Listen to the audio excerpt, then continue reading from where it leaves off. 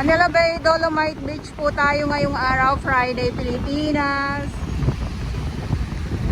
Kung mapapansin ninyo, yung mga nasa sako, ayan po ay ang naipon ng ating mga naglinis, ng ating mga warriors dito sa Manila Bay. Kasi naman ay kukuhanin po ng truck yan. So dito pa lang po tayo sa may tulay. At ito yung ating nakikita sa ngayon. Sa ngayong hapon. Ayan. Buti na lang medyo kumukupa na yung ulan. Kanina maulan pa din eh. At medyo uminit-init na.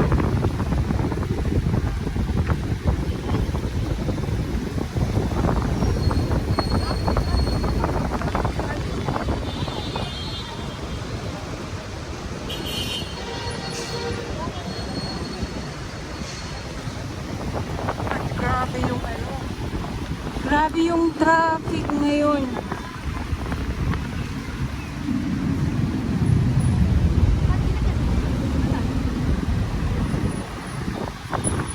So baba ako dyan para makita natin yung sitwasyon dito sa loob ng Dolomite Beach po.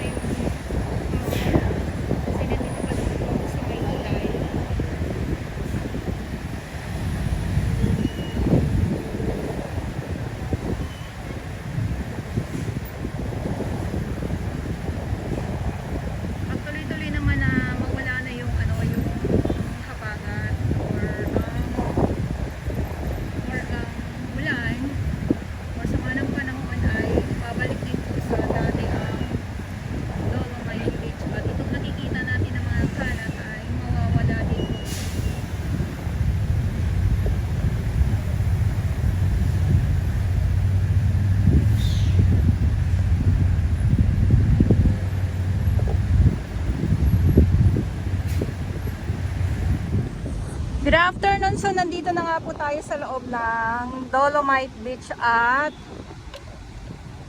nandito pa din po ang Dolomite Sun. Dolomite Sun, ilang bagyo na ang dumating, ilang pangalan na ang dumating, bakit nandito ka pa rin? May masasaktan na naman yung mga ganitong mga pangyayari. Good afternoon. Ulitin ko po muli. Ngayon ay July 25, 2025. Ito yung bakas bagyong Krising, bagyong Dante, Emong at Habagat. Hindi na bago, pero para hindi siya ganun kadami ng mga sinaunang bagyo talaga. Ang maganda dito ay dumaan ang sunod-sunod na bagyo at sanipuwersa nga po ng mga bagyo ni Dante, ni Krising at ni Emong, Habagat. Pero ang Dolomite Sun ay nandito pa din. Hindi matibag-tibag ng kahit na sinong bagyo ang Dolomite Sun.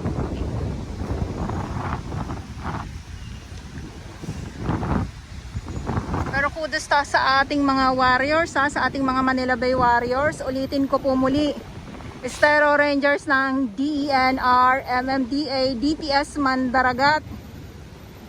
At syempre sa ating mga volunteers, nasako kaagad yung mga samot-saring mga basura nga po dito sa Manila Bay. So silipin natin ang dalampasigan, kamustahin natin at baka mayroon na tayong makitang naglalakihang mga lamang dagat.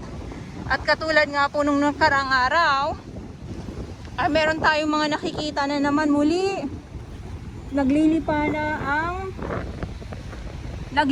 na ang mga halaan, talaba, batotoy.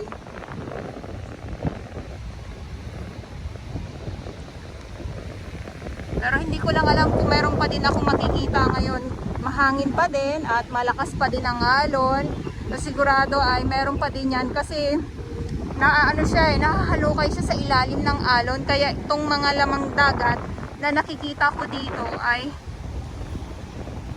nandito lang sa dalampasigan. Ay, parang naging laguna ang Dolomite Beach po.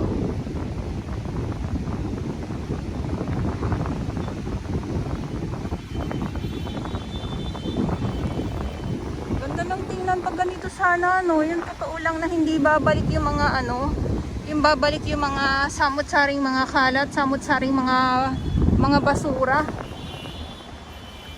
So, kasi yung ating mga warriors, ulit-ulitin ko yan, talagang nandito na para yung mga basura nga po ay nailalagay kaagad sa mga sako. At iyan naman po ay hahakutin ng truck.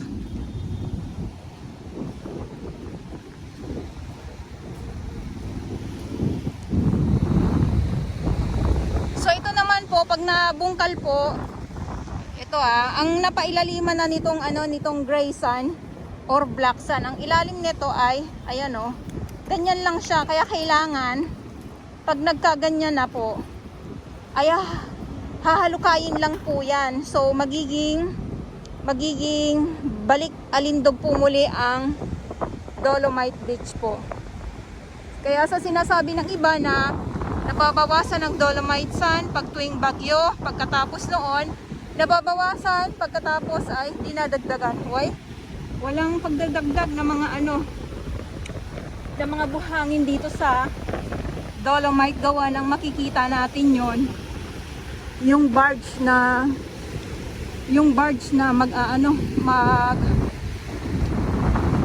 tatambak ng buhangin.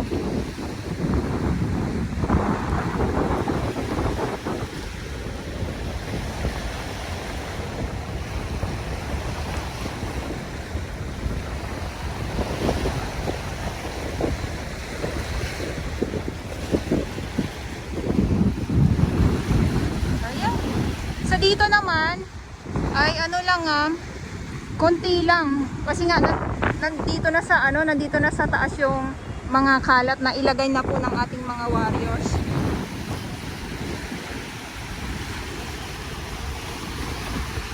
Parang yata papalow tide.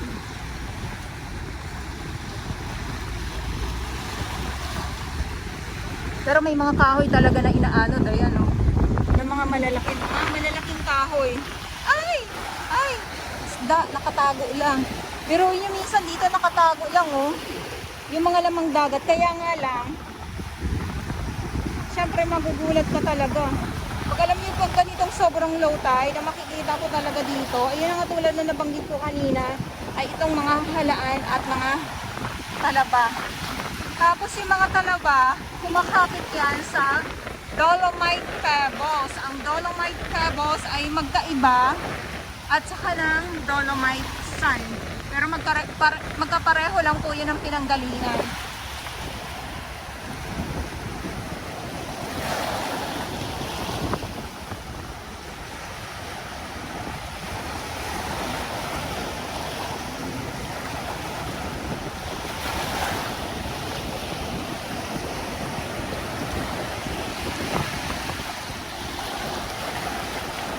Maalon pa din, kaya medyo maingay yung ating kuha. Pagpasensyahan niyo po sa aking mga viewers. At si Haring Araw, medyo nagpapakita na. At sana tuloy-tuloy na nga po itong yung init at yung paghinto ng ulan.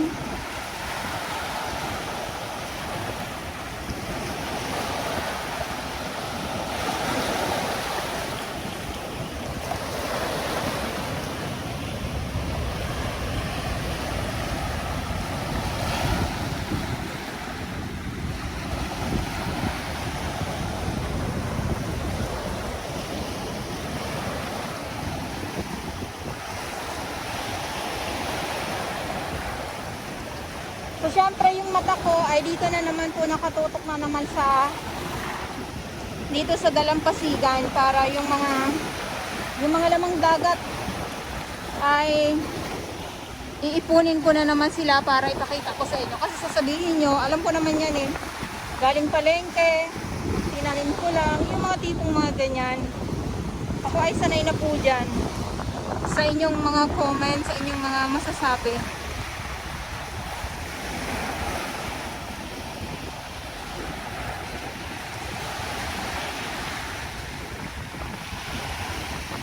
Okay, so ito yung sitwasyon ngayon dito sa Manila Bay.